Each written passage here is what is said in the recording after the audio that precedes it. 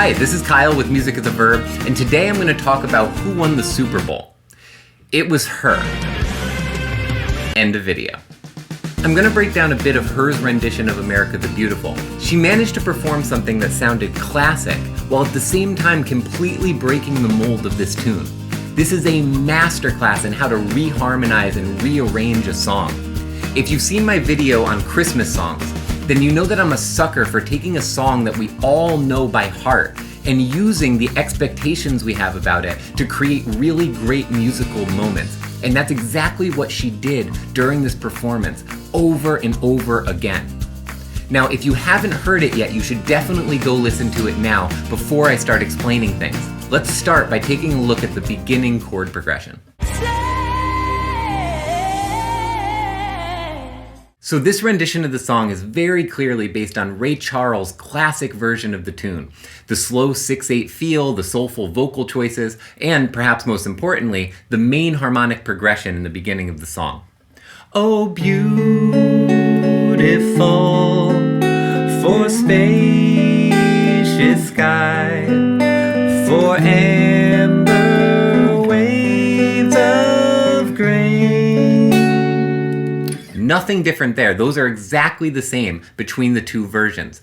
But here's where things are about to get different. H.E.R. is about to reharm the song, but not by using different chords than Ray Charles, only by using the same chords and changing the speed at which she plays them. Ray Charles, at that point in the song, does a little turnaround. It sounds like this. Amber waves of grain for purple mountain. This is as classic as it gets. It's a 6-2-5-1 back to the top, but not H.E.R. She takes that same progression and stretches it out so that when the vocal comes back in, they come back in on the 2 instead of coming back in on the 1. Take a listen to how it sounds. For amber waves of grain, for purple mountain. Oh, it's so cool. This gives us our first kind of sense of like harmonic disorientation in the tune, and it only gets better from there. Since we only made it halfway into the turnaround, we wind up on the 5 chord with plenty of verse left, and we're not really ready to go home. Listen to what it would sound like if that 5 just went to 1. For purple mountains majesty. Yeah, see, we're not ready to go home yet. So what H.E.R. does is hangs out on this 5 chord, and she holds it, building tension, and then continues to build tension by switching it and altering it to like a 5/7 flat 9 sound. Listen to how that sounds in the song. For purple mountains majesty. Oh, listen to that sound. I love that 5/7 flat 9. And it gears us up and builds this tension to come we go up to this 6 dominant shape instead, which gears us and prepares us for a nice 2/5 back home for guess what lyric? America, America.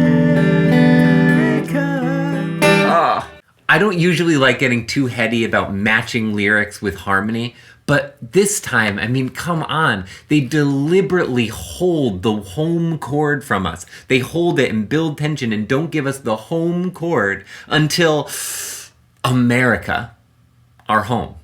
I mean, come on. It's sitting right there. And they nail it. It's a good idea to mention how clearly the guitar defines the arrangement of this song. It's clear that not only was this written with a guitar in mind, but it was written on a guitar. Then the rest of the arrangement was built around those existing shapes. For instance, all of the 5 chords so far in the song have been this really classic shape, which is kind of like a 5 sus sound. It's really 4/5. So we're in the key of D, so this is kind of like a G chord played over the A note. And I actually just encountered a really prominent example of this in my video for Holy by Justin Bieber, when they were trying to elicit this kind of gospel sound, which is exactly the gospel sound that Ray Charles uses on the version that this is paying homage to. But one of the great things you can do on a guitar that you can't do on a keyboard is just slide things around. So when you take this great 5-chord substitution that they've been using, which is really common to use for the 5-chord, and you just slide it up to the 6, you get a really unusual way to harmonize this part of the song that was built, I'm sure, from someone playing around with shapes on the guitar. Usually that part of the song is harmonized with like a diminished 5-chord. Above the fruited plain. All to say, different instruments lend themselves to very different ideas, and I doubt that we would have gotten that specific harmony unless this was all composed on a guitar. But I digress. Let's look at the coolest sequence in the whole tune. And crown thy good with brotherhood. This part of the tune uses 2 distinct tonal patterns. You'll hear them in the melody. They're do, la, and do, so. The typical way to harmonize those 2 tonal patterns would be with 2 different chords, one for each tonal pattern. You'll notice that do, la is a subdominant tonal pattern. It's a part of do, la, fa, and do, so is a tonic tonal pattern. It's a part of do, so, mi. So if you play those chords, the 4-chord and the 1-chord over those tonal patterns, it sounds perfect, and that's how the song is normally harmonized. Do, la, do, so, and crown thy good with brotherhood. But H.E.R. takes these tonal patterns off the rails, treating each of those 4 notes as an isolated note to harmonize with its own chord. Do, la, do, so. So how does this work? Well, every melody note is in the chord, and that's a good start, but there's something else that I think makes this progression work really well. Take a look. Do, do, do, do, do. See that? When you're using the resting tone of a song, the tonic note, as a common tone between all of the chords in a progression, you're providing it with a glue that lets you do some pretty wild things without sounding like you've traveled all that far. I talked about this a little bit in my video about Levitating by Dua Lipa, and you can do some pretty great things when you keep one pedal note with the chords changing underneath. And I think that's what's happening in this progression. I'm going to talk more about this when I get to the ending of the song, which I think uses this technique perfectly. Now, there's plenty to say about ripping a massive guitar solo in the middle of America the Beautiful. It was a really bold arrangement choice, and it was a complete kind of tonal, textural shift of the arrangement at that point in the tune. But I actually think there's something more important to say about it, and it's that guitar solos don't typically go anywhere.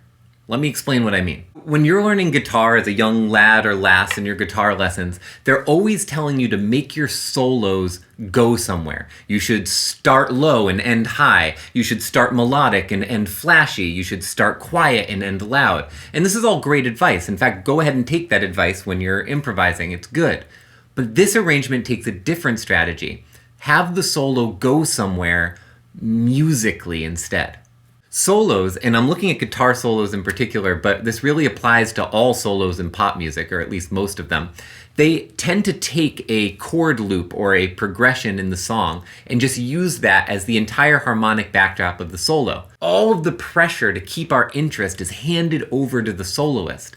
But my favorite solos are ones where some of that pressure is taken off by making the solo actually evolve harmonically, bring the song into a new section, or do something that we haven't heard yet in the song. And that's exactly what this arrangement does. It relies on composition and songwriting just as much as the flashy lead playing to keep our interest throughout the solo. I mean, this solo modulates the song, and not just right before the solo so that the solo can start in a brand new key, but in the middle of the solo, really bringing the song into new harmonic territory.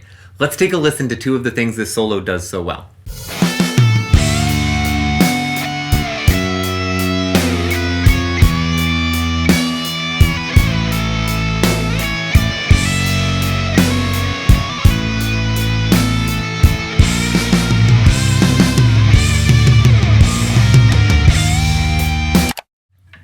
So I've talked about the truck driver key change before, which is where you just suddenly shift the entire harmonic progression up a step or a half step.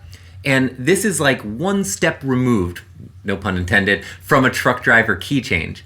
So instead of just shifting the whole thing up, we prepare that shift by hanging on the 5 chord of our new home. So you can see here that we wind up on a 5 in D, but then we move up to this and we hang on the 5 of E flat, and we hang there, and that's made more interesting by adding this little melodic pattern while we hang on that chord. So, la, ti, except it's made even more interesting by adding it with those little bends.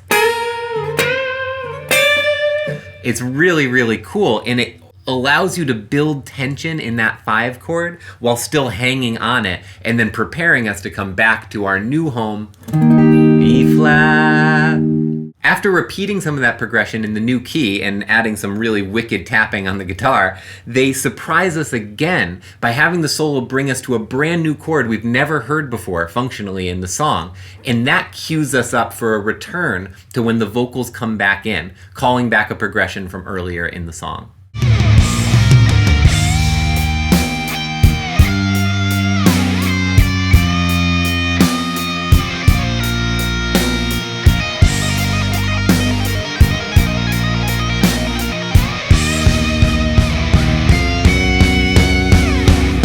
So these aren't super complicated changes or modulations per se, but the fact that they happen in the middle of a ripping guitar solo is what makes them so unique and really grabbed my ear. You just don't normally expect a solo to take you into new harmonic territory, and here it does. And just when you think that they couldn't surprise you anymore, we get the ending. So, after getting this unbelievably cool ascending bass line thing, from C to shine in C, from C to shining, she's gonna hold out the last note of the song, C, and let the chords move underneath it. This is the classic device in songs, right? Hold out the last note of the song, it's big, it's epic, the chords create some music underneath. But I think there are some exceptionally cool choices here. She's holding out the note so in the key of E flat, ba, and the chords underneath sound like this. C.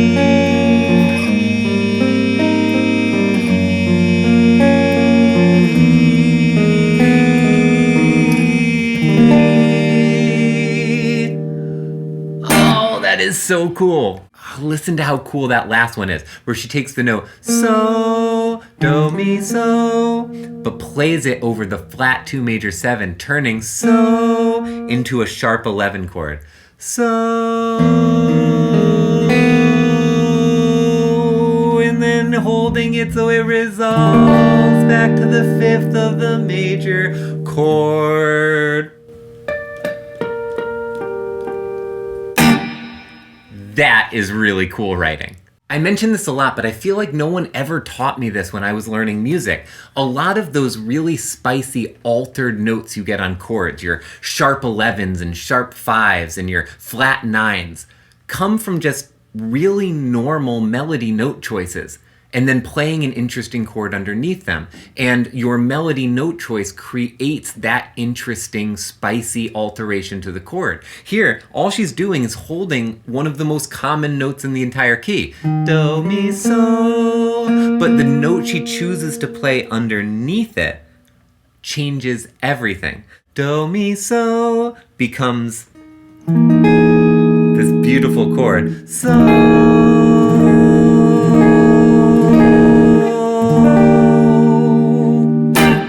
Start to see what happens when you sing just a normal diatonic melody note over some different chords in the key and some secondary dominants, and start to hear what that does to the chord. You're going to be surprised at what cool sounds you can make just by doing that, and you'll discover some really interesting altered chords. Honestly, I could keep going. This is top-notch arranging, and it's a massive lesson in reharmonization for anyone that's looking to learn just by analyzing this tune. If you have any questions about the arrangement or anything I said in this video, leave me a comment below, or you could ask me over on Instagram at musicisa.verb. I'm happy to answer. Now, I really feel suddenly the urge to go arrange a patriotic tune, so if you like videos like this, hit the like and subscribe buttons, and I'll see you soon.